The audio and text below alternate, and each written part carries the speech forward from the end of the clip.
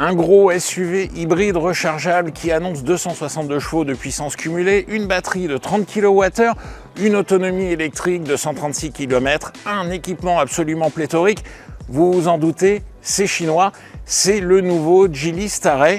Et tout ça, c'est offert pour le prix d'un Renault Symbiose. Alors, est-ce qu'il y a un piège? Est-ce que cette voiture tient vraiment ses promesses? On vous propose de découvrir ça tout de suite sur l'Argus.fr.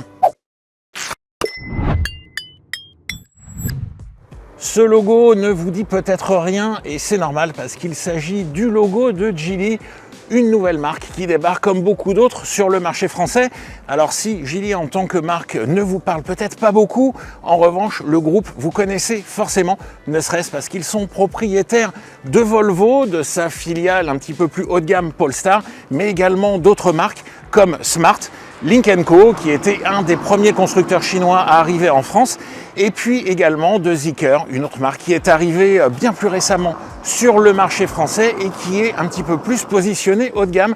Geely, on va dire que c'est le constructeur généraliste de ce groupe, un groupe assez tentaculaire qui a écoulé l'année dernière plus de 4 millions d'unités à travers le monde. Donc inutile de vous dire qu'ils ont de grandes ambitions et ça commence avec ce modèle, le Starray, qu'on va découvrir ensemble. Alors, en termes d'esthétique, là, écoutez, les goûts et les couleurs, vous nous direz en commentaire ce que vous en pensez. C'est ni beau ni laid, c'est quelque chose d'assez standard, on va dire. On peut retrouver des inspirations de pas mal de constructeurs. Alors, cette face avant, elle fait très voiture électrique. Et c'est normal parce qu'il existe un autre modèle de la gamme Geely qui est lancé en France au même moment, qui est le E5, qui partage la même plateforme. C'est une voiture électrique. Là, on reprend un petit peu les codes. Vous voyez, il n'y a pas vraiment de calandre, il n'y a pas d'ouverture d'air. Il y a ce regard très acéré. Donc ça, c'est un petit peu l'identité de la marque Geely. Pour le reste, sur le profil, on peut ne pas s'interdire d'y voir certaines ressemblances, par exemple avec le groupe Volkswagen, comme la Volkswagen ID4 ou encore certains modèles Audi. C'est tout rond, c'est tout lisse, c'est quelque chose d'assez valorisant. Niveau qualité de construction, eh bien, c'est plutôt pas mal réalisé. C'est en tout cas très loin de l'image un petit peu négative qu'on pouvait avoir il y a encore pas si longtemps des constructeurs chinois. La peinture est très bien appliquée, les ajustements de carrosserie sont extrêmement précis. La seule chose qui va un petit peu jurer, ce sont ici, là, ces plastiques autour des roues. Alors certes, ça donne un côté un petit peu SUV, mais le plastique en lui-même, il est un petit peu granuleux, il est assez sensible aux rayures. Voilà, c'est la seule chose un petit peu qui dénote. Pour le reste, franchement, la réalisation en termes d'esthétique, c'est plutôt pas mal. À l'arrière également, on parlait d'inspiration. Vous verrez que, pourquoi pas, on peut y trouver un petit air de certains modèles Mercedes assez récents, notamment les modèles électriques. En tout cas, ce modèle, ce qui est important de retenir, ce sont ses dimensions. Il mesure 4,74 m de long, c'est donc un grand SUV. C'est quand même un gabarit déjà encore un petit peu plus imposant que ce qu'on va avoir chez un Peugeot 5008 ou un Citroën C5 Aircross, pour ne citer que quelques-uns de ses concurrents en hybride rechargeable. En largeur, 1,90 m, ce qui promet une belle habitabilité. On va maintenant s'intéresser aux caractéristiques techniques de ce Geely Starray. Les caractéristiques techniques de ce Geely sont intéressantes. Il s'agit, je vous l'ai dit, d'un hybride rechargeable. Côté thermique, on a un moteur 1,5 litre qui développe une puissance assez modeste de 99 chevaux. Partie électrique, en revanche, on a un gros moteur qui développe, lui, un peu moins de 220 chevaux, 217 pour être exact, un gros couple de 262 Nm. L'ensemble promet 262 chevaux. Attention, c'est pas forcément 262 chevaux, on va le voir, restitués aux roues avant motrices d'ailleurs, je précise. Tout ça, c'est lié ensemble avec une boîte automatique à un seul rapport, ce qui va, vous allez le voir au chapitre de la conduite, eh bien, générer une conduite un petit peu déroutante au début parce qu'on va surtout miser sur le moteur électrique. Et pourquoi on mise sur ce moteur électrique?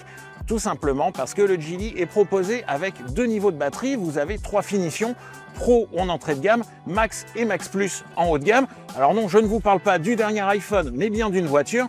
Les finitions Pro et Max ont une batterie qui fait environ 18,4 kWh de capacité. Mais cette finition Max Plus, elle bénéficie d'une batterie qui approche les 30 kWh de capacité, ce qui nous donne des autonomies électriques de 83 km avec la petite batterie de 18 kWh et de 136 km avec cette grosse batterie de 30 kWh. Ça, c'est quand même plutôt intéressant, d'autant que, on va le voir, on profite également de la charge rapide. ce que je vous propose immédiatement, c'est d'aller l'essayer sur la route et de voir vraiment ce qu'il a dans le ventre et de voir s'il tient ses promesses en termes d'autonomie et de consommation.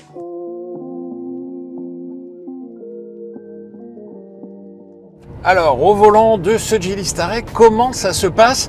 Eh bien déjà, quand la batterie est pleine, que l'on soit en mode électrique ou en mode hybride, on a le choix, la voiture, quoi qu'il arrive, va aller au bout de sa batterie. On peut certes définir un maintien de charge qui servira seulement si on veut, par exemple après une longue distance, arriver avec un niveau prédéfini de batterie, mais en fonctionnement normal, eh bien, le Geely va obligatoirement d'abord vider sa batterie. Alors ça permet de parler de l'autonomie, elle est annoncée à 136 km, on a été surpris car on a été capable d'en faire 150, alors certes sans prendre l'autoroute, mais c'est quand même en termes de consommation plutôt intéressant. Effectivement, si on va prendre l'autoroute ou la voie rapide, on aura un petit peu moins. Mais en tout cas, la promesse des 136 km est globalement tenue. Ça, c'est intéressant. Donc, jusqu'à ce qu'on arrive à cette distance purement électrique, la voiture vide sa batterie et ensuite, on passe au mode hybride. Quand on bascule en mode hybride, déjà, c'est totalement transparent. Et pourquoi ? Tout simplement parce que la voiture va continuer, en tout cas à basse et moyenne vitesse, à fonctionner en électrique. Dans ce cas-là, comme il n'y a plus de batterie, ou en tout cas plus suffisamment pour assurer la traction, le moteur thermique se déclenche, mais va servir uniquement de générateur, un petit peu comme une électrique avec un prolongateur d'autonomie.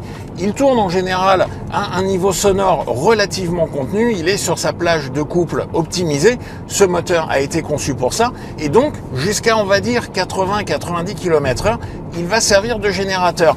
Ce qui va se passer en revanche quand on va solliciter un petit peu plus de puissance, par exemple pour dépasser, là le moteur va avoir tendance à monter d'un coup dans les tours, il va faire pas mal de bruit, c'est assez sonore quand on est dans l'habitacle, ça ne dure en général pas très longtemps, mais dans ces configurations-là, il a un appel très fort pour produire plus d'électricité pour entraîner le moteur électrique, recharger un petit peu la batterie et si besoin, entraîner directement les roues motrices.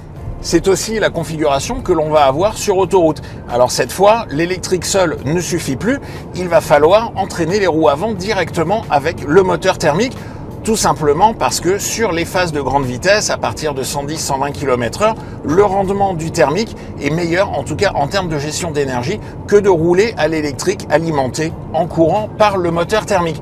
Donc en fait, on passe sur un fonctionnement hybride classique, et là effectivement, on pourrait se dire que le moteur 1,5 litre de 99 chevaux est un petit peu faible, ça peut être le cas, mais dans la plupart des cas, en fait, on conservera suffisamment de réserve de batterie pour que le moteur électrique se déclenche quand on en a besoin, par exemple pour dépasser ou à la bord d'une côte. Mais on va quand même avoir ces phases où le moteur va être un petit peu sonore.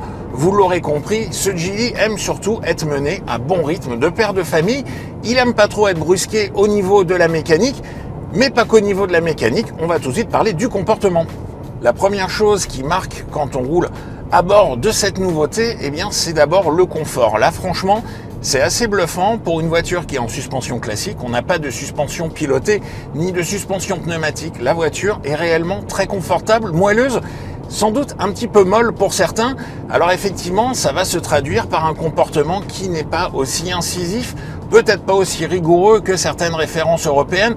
Est-ce que ça va être un problème ? Alors, peut-être pour les conducteurs vraiment très exigeants. Est-ce qu'on achète un gros SUV familial quand on est un conducteur sportif ? Je suis pas sûr. En tout cas, au quotidien, c'est très agréable, ce côté vraiment confort. Alors après, effectivement, ça se traduit par des mouvements de caisse, ça se traduit par un roulis qui est assez marqué et ça peut se traduire aussi, ça c'est un petit peu plus gênant, par une motricité avant qui n'est pas toujours optimale. On sent des fois que les roues ont un petit peu de mal à faire passer le couple important du moteur électrique. Cette question de la motricité, d'ailleurs, il faudra éventuellement la creuser lors de futurs essais, parce que là on a roulé uniquement sur le sec et déjà on constate que par exemple en sortie de rond-point ou lors de démarrage un petit peu brusque, on a du mal à faire passer toute la puissance. Il faudra vérifier sur le mouillé. Autre chose également à surveiller, on est ici monté avec des roues en 19 pouces avec des Goodyear. Sur la finition inférieure Pro, on a des pneus GT qui sont pas vraiment réputés pour leur efficacité. Voilà, donc Vous l'aurez compris, c'est un véhicule qui préfère être mené à un rythme plutôt doux, plutôt coolé, ça lui convient bien, il est très agréable à rouler dans ces conditions. Au niveau des petits défauts, il n'y a pas grand-chose vraiment à lui reprocher à partir du moment où on n'est pas un conducteur, je vous l'ai dit, trop sportif. Quand même, un petit détail, on a des bruits d'air qui sont relativement présents aux allures autoroutières à partir de 110-120 km/h.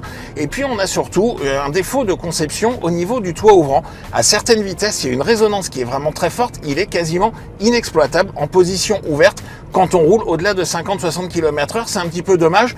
On a aussi quelques petites particularités en termes d'ergonomie, à commencer par ces boutons de vitre électrique ici. Alors, ils sont un petit peu au standard ergonomique chinois, c'est-à-dire qu'au lieu d'avoir classiquement un basculeur que vous abaissez ou que vous relevez, ici, eh bien, pour baisser la vitre, il va falloir avancer le petit bouton vers l'avant et pour la remonter, le reculer vers l'arrière. Bon, c'est pas très gênant, on en prend vite l'habitude.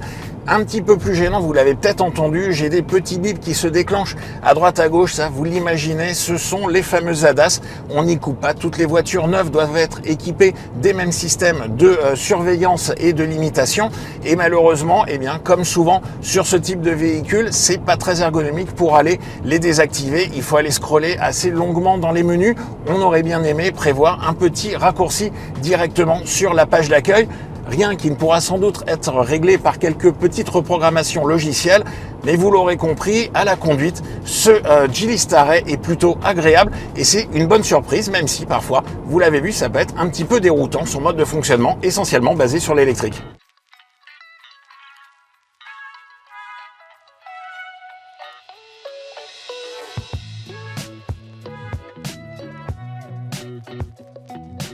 Allez, on se retrouve pour parler de l'intérieur. Installez-vous confortablement parce que vous allez voir, il y a pas mal de choses à dire. Moi, en tout cas, j'en profite. Je vais régler mon petit siège avec, allez, on va mettre un petit peu de siège ventilé et on va même lancer un massage. Et oui, parce que sur la finition haute, on a 6 programmes de massage en série. C'est un petit peu à l'image de l'intérieur et de l'équipement de ce Geely Starray.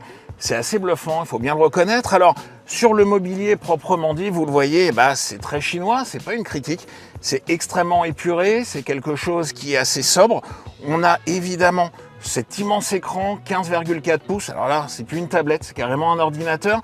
On a tous ces matériaux autour de nous. Alors attention, Geely ne veut pas faire du premium, ça je vous l'ai dit en introduction, c'est plutôt le rôle qui est dévolu à Zeekr. Sur les Geely, on est plutôt sur un positionnement généraliste et honnêtement, il faut reconnaître que c'est quand même extrêmement bien fini. Alors certes, il y a quelques matériaux durs, notamment en partie inférieure de planche de bord, ce qu'on ne voit pas en fait, mais tout ce qui est sous le regard, c'est plutôt joli, c'est pas mal fini. On a certes alors quelques petits artifices comme ces fausses coutures là qu'on va avoir ici sur la planche de bord ou ici sur les contreportes. C'est pas grave en soi, on va avoir ça par exemple aussi sur un Volkswagen Tiguan infiniment plus cher. On reparlera des tarifs à la fin. En ce qui concerne donc l'ergonomie, ça c'est plutôt une excellente surprise. On reproche souvent aux voitures chinoises et aux voitures modernes d'une manière générale d'avoir une ergonomie entièrement digitale. Ici, ce n'est pas le cas. On peut avoir l'ergonomie entièrement digitale en passant par la tablette, mais on va avoir quelques fonctionnalités, comme par exemple les réglages de la climatisation, de la ventilation, de la température, ou aussi également cette molette qui va servir soit à régler la ventilation, soit qui va servir à régler le volume. Bref, ce dont on va se servir tous les jours, on peut l'avoir sous la main et ça c'est pas mal.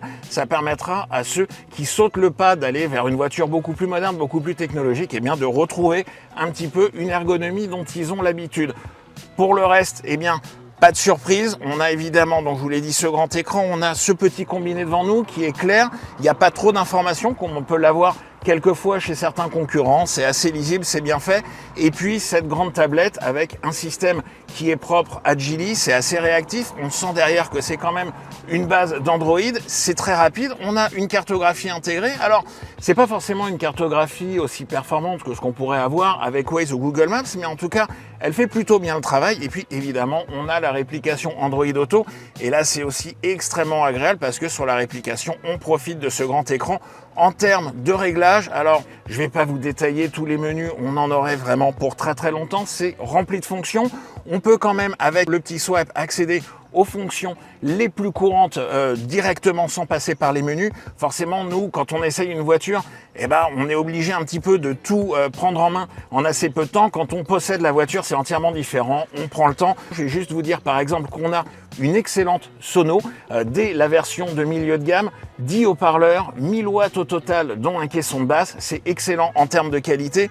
On a énormément d'équipements. On va en reparler au niveau des tarifs, mais sachez en tout cas qu'en termes d'ergonomie et de qualité de finition et d'ambiance à bord, c'est plutôt réussi. En termes d'habitabilité, vous le voyez à l'avant, il n'y a absolument aucun problème. Pour une fois, on a une position de conduite qui n'est pas excessivement surélevée, malgré la présence, on l'a dit, d'une assez grosse batterie. J'ai évidemment totalement la place d'être bien à l'aise. Heureusement, j'ai envie de vous dire, vu le gabarit du véhicule. Et c'est pareil à l'arrière, ça c'est traditionnel chez les voitures chinoises. C'est encore plus normal sur une voiture qui mesure 4,74 m de long. Mais on a une place immense à l'arrière en conservant mon siège à cette position de conduite. J'ai encore énormément de place pour les genoux. On peut voyager à 3, la voiture est large. Et tout ça sans forcément renier le volume de coffre qui atteint 528 litres VDA. C'est plutôt une bonne valeur pour la catégorie. Voilà, énormément d'équipements, énormément de choses à dire. On va désormais parler des tarifs et vous allez voir, c'est vraiment là où ce Geely va faire très mal à la concurrence. Pour conclure, on va d'abord parler de la consommation, à commencer par la consommation électrique et surtout toute la problématique de la recharge. Alors, vous l'avez vu, on arrive à faire largement les 130 km promis en termes d'autonomie en 100% électrique. Et le gros avantage de ce Staray, c'est qu'il a une puissance de charge relativement élevée. 30 kW avec la petite batterie de 18,4 kWh et 60 kW pour notre exemplaire avec la grosse batterie de 30 kWh, ce qui nous donne des temps de recharge sur une borne d'essai comme on va le faire ici, d'environ 16 minutes pour aller récupérer jusqu'à 80% de charge. Alors déjà, toutes les hybrides rechargeables n'ont pas forcément de prise rapide. Ça, c'est quand même un vrai confort et surtout là, une prise qui est capable de charger aussi vite, ça va vous permettre de rouler quand même assez longtemps en électrique et de faire des recharges, pourquoi pas, au milieu d'un parcours et ainsi de faire baisser votre consommation d'essence. Alors justement, la consommation d'essence, parlons-en. Forcément, tant que vous êtes en électrique, elle sera de 0. Après, quand vous allez être en hybride, tout va dépendre du type de parcours que vous allez faire. En ville, ça consomme très très peu parce que là, on rebascule sur un fonctionnement d'hybride normal, en fait, de full hybride. Donc, on va être aux alentours de 5,5 litres, 6 litres. Sur route, nous, on a réussi à mesurer sur notre parcours environ 6,4 litres, ce qui est plutôt pas mal vu le gabarit de la voiture. Là où ça va commencer à consommer, c'est quand vous allez être vraiment en hybride sur autoroute et où là, il va falloir compter une consommation d'environ 7,5 litres à 130. Quoi qu'il en soit, ça nous permet de conclure sur cette voiture et de voir surtout que avec ce Geely Staray, en gros, vous avez deux voitures en une voiture électrique pour les trajets quotidiens avec une autonomie qui est quand même assez confortable et puis une voiture hybride avec des résultats en termes de consommation qui sont assez proches de ce qu'on attend de ce type de véhicule.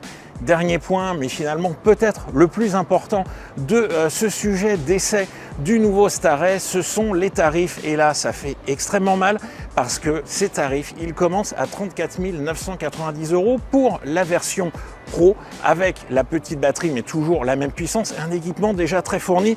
Je ne vais pas vous l'énumérer ici, sinon on est reparti pour 10 minutes de vidéo. En plus, je vous renvoie vers le papier qui accompagne cet essai. Mais en tout cas, l'équipement est déjà extrêmement complet dès la version de base. Ensuite, vous passez à la version Max, toujours avec la batterie de 18,4 kWh. Là, on est sur un prix de 36 990 €, 2 000 € de plus. Et puis, notre version avec la batterie de 30 kWh et l'équipement absolument ultra complet, y compris les sièges massants, le toit panoramique, etc. Là encore, la liste vous attend dans l'article qui accompagne cet essai. On est à 38 990 €. C'est un prix peut-être que dans l'absolu, ça peut sembler élevé. C'est toujours un petit peu difficile d'expliquer que 38 990 € c'est pas cher. Et pourtant, si vous regardez la concurrence, vous allez voir que c'est une proposition absolument unique aujourd'hui sur le marché, ou presque. Il y a quelques concurrents chinois qui font presque aussi bien, comme le MG EHS qui est un petit peu plus petit. Mais si vous comparez par exemple à l'un des PHEV les plus vendus en France à l'heure actuelle, le 5008, eh bien, ce 5008 commence en version hybride non rechargeable à un petit peu plus de 42 000 € et en version hybride rechargeable à 45 000 € avec un équipement qui est très loin de valoir celui du Staray, un comportement peut-être certes un petit peu plus rigoureux sur la route, et en tout cas pas autant d'autonomie. Voilà, j'espère que cet essai vous aura plu, que vous aurez appris un maximum de choses sur ce Geely Starret. N'hésitez pas à nous dire en commentaire ce que vous en pensez. Et moi je vous dis à très bientôt sur larius.fr.